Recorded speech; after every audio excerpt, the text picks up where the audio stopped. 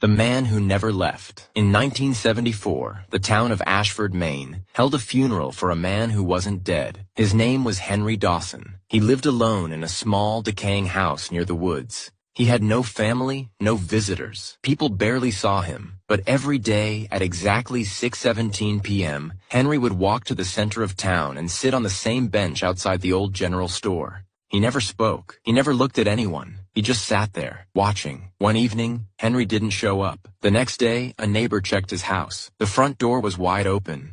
The place was empty. No furniture, no clothes, no sign that anyone had ever lived there. Just a single dusty photograph on the floor. It showed Henry sitting on his usual bench. But behind him, in the reflection of the store's window, was a tall, thin figure. The townspeople searched for weeks, but Henry was gone. Eventually, they assumed he had died and held a small funeral in his honor. A headstone was placed in the local cemetery, and that's when it got strange. A week after the funeral, Henry's bench was occupied. A man sat there, wearing the same clothes Henry always wore. He had the same blank expression, but it wasn't him. His face was wrong, blurred, distorted. People tried speaking to him, but he didn't respond. If anyone got too close, they felt a cold, crawling sensation, like something was pressing against their skin. Then just as suddenly as he appeared, he was gone. The next night, at 6:17 p.m., he returned, and every night after that, for 50 years, he has sat on that bench, never speaking, never leaving. Some say it's Henry, trapped between life and death. Others think it's something else, something that took Henry's place. But no one sits on the bench anymore,